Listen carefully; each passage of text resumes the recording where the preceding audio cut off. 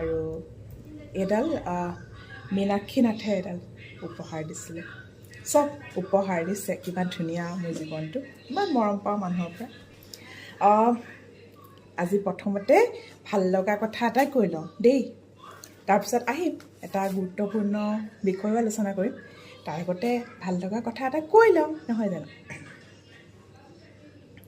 আজি মোৰ মা ডক্টৰ মামণি গগৈ বৰগোহাঁই আৰু আমি দুয়ো ষ্টেট বেংকলৈ গৈছিলোঁ। এই মাহঁত পেঞ্চনাৰটো, তেওঁলোকৰ কিবা ফৰ্ম 16 দিব লাগে মানে পেঞ্চনাৰৰ, সেইটো কাৰণে গৈছিলোঁ। তাৰপিছত আকৌ তেনেকুৱা আৰু কিবাকিবি সৰু সুৰা কাম আছিল, তাৰ কাৰণে গৈছিলোঁ। কালি বেংক ডে আছিল। কালি আকৌ মই যোৱা নাই। কালি মানে মোৰ তিনিচুকীয়াত অলপ কিছু কাম আছিল, তাৰ কাৰণে তিনিচুকীয়ালৈ গৈছিলোঁ। তাৰপিছত আজি বেংকলৈ যাওঁতে ক'লে, মেম আপোনালৈ কিবা এটা আছে। মানে প্ৰতি বছৰে বেংক ডেত তেওঁলোকে মোক অলপ সন্মান জনায়, অলপ মৰম আদৰ যাচে। তাৰপিছত তেনেকৈ গামোচা এখন দিলে, ফুলাম গামোচা এখন দিলে হাতে বোৱা। তাৰপিছত আৰু ফুল এথোপা দিছে।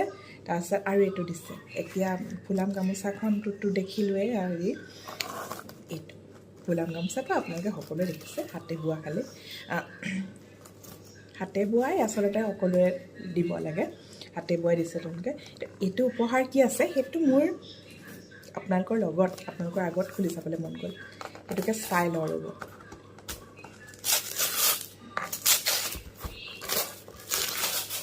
মোৰ ওচৰত বেংকে দিয়া বস্তু আছেই।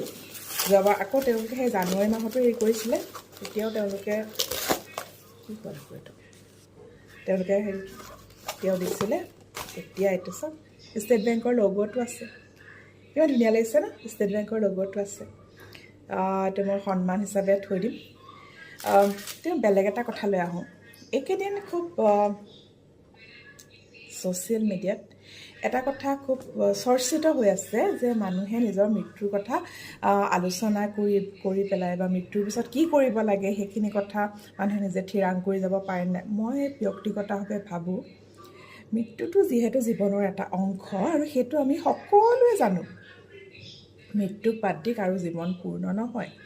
গতিকে আমি সকলোৱে যিহেতু জানোৱেই যে আমাৰ মৃত্যু হ'ব, গতিকে তাৰ আগতে কিছু পৰিকল্পনা কৰি লোৱাটো যে এনেকৈ এইটো কোনো ভুল কথা হ'ব নোৱাৰে। আৰু আটাইতকৈ ডাঙৰ কথা সেইটো হৈছে যে পৰস্পৰৰ মতক সন্মান জনোৱাটো। সমালোচনা কৰাটো সহজ, পৰস্পৰৰ মতক সন্মান জনোৱাটো বৰ কঠিন। আহকচোন আজি সন্মান জনোৱাৰ কামটোকে কৰোঁ। কোনোবাই হয়তো নিজে প্ৰকৃতিৰ সৈতে মিলি যাম বুলি ভাবিব পাৰে। কোনোবাই হয়তো নিজে যিটো ধৰ্মৰ, সেই ধৰ্মৰ একেবাৰে বিধিগত আচাৰ অনুষ্ঠান পালন কৰাৰ কথা ভাবিব পাৰে। সেইটো মানুহৰ ব্যক্তিগত কথা। কোনোবাই দেহদান কৰাৰ কথা ভাবিব পাৰে, সেইটোও মানুহৰ নিজৰ কথা। যেনেকৈ মই নিজৰ মৰণোত্তৰ দেহদান কৰি গৈছোঁ। মোৰ মৃত্যুৰ পিছত মোৰ চকু বা মোৰ শৰীৰৰ অন্য যিখিনি অংশ তেওঁলোকে ব্যৱহাৰ কৰিব পৰা অৱস্থাত থাকিব, কাৰণ সেইটো বৰ গুৰুত্বপূৰ্ণ কথা যে ব্যৱহাৰ কৰিব পৰা অৱস্থাত, কাৰণ খুব কম সময়ৰ ভিতৰত সংগ্ৰহ কৰিব লাগে যিহেতু মৃত্যু। গতিকে যিখিনি অংগ প্ৰত্যংগ ব্যৱহাৰ কৰিব পৰা অৱস্থাত থাকিব মোৰ শৰীৰৰ পৰা, সেইখিনি লৈ তেওঁলোকে অন্য শৰীৰত দিব বা চিকিৎসা গৱেষণাৰ কামত তেওঁলোকে প্ৰয়োগ কৰিব। মই সেইটো বিচাৰিছোঁ। আৰু তেনেকৈ প্ৰত্যেকে বেলেগ মত বিচাৰিব পাৰে। মোৰ দেউতাৰ মুখাগ্নি কৰা হৈছিল, মোৰ বায়ে মোৰ দেউতাৰ মুখাগ্নি কৰিছিল, মোৰ দেউতাৰ ছমহীয়া পাতিছিলোঁ, মোৰ দেউতাৰ বছৰেকীয়া শ্ৰাদ্ধ কৰিছিলোঁ। সেইটো স্বাভাৱিকতে দেউতাৰ কন্যা হিচাপে মই এটা সক্ৰিয় ভূমিকা লৈছিলোঁ। গতিকে কথাটো হৈছে, মই নিজৰ ঘৰখন শৰীৰৰ পৰা দুটা পাঠ পাইছিলোঁ। এটা হৈছিলে যিটো আমাৰ পৰস্পৰৰ ব্যক্তিত্ব সন্মান কৰা, ব্যক্তি স্বাধীনতাক সন্মান কৰা, আৰু দ্বিতীয়টো হৈছিলে নাৰীবাদৰ আদিপাঠ বা লৈংগিক সংবেদনশীলতা। আচলতে নাৰীবাদ বুলি ক'লে ভুল হ'ব, লৈংগিক সংবেদনশীলতাৰ আদিপাঠ মই মোৰ ঘৰখনতে পাইছিলোঁ। এতিয়া লৈংগিক সংবেদনশীলতাৰ কথাটোলৈ আজি নাযাওঁ। মই দেখোঁ যে যিটো পৰস্পৰৰ মতক সন্মান কৰাটো খুব গুৰুত্বপূৰ্ণ। কোনোবাই যদি প্ৰকৃতিৰ লগত মিলি যাব বিচাৰিছে, আহকচোন তেওঁক প্ৰকৃতিৰ লগতেই মিলি যাবলৈ দিওঁ।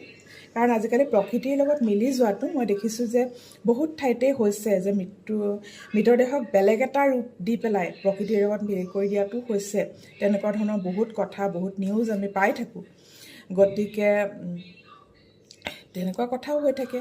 কোনোবাই কিবা একেবাৰে নিজৰ ধাৰ্মিক নীতিৰে পালন কৰিব বিচাৰিব পাৰে, সেইটোও হৈ থাকে। মোৰ দৰে বিভিন্নজনে নিজৰ মৃতদেহ মৰণোত্তৰ দেহদানৰ কাৰণে থৈ যাব পাৰে, সেইটোও চলি থাকে। মোৰ নিজৰ ঘৰখনতে কৈছোঁ যে মই নিজে মৰণোত্তৰ দেহদান কৰিছোঁ, সেইটোৰ কাৰণে মোৰ মা বা মোৰ নিজৰ মানুহজন বা মোৰ এডপ্টেড যিজন মোৰ পুত্ৰ আছে তেওঁলোক, বা মোৰ নিজৰ টিমমেটছখিনি যিখিনি মোক প্ৰতিটো সৃষ্টিশীল বিদ্যায়তনিক কামত লগ দিছে, মোৰ সেই টিমমেটছখিনি বা মোৰ যিখিনি নাৰীবাদী বন্ধু আছে, সৃষ্টিশীল বন্ধু আছে, তেওঁলোকৰ কোনো আপত্তি নাই, তেওঁলোকে মোৰ ব্যক্তি স্বাধীনতাক সন্মান কৰে।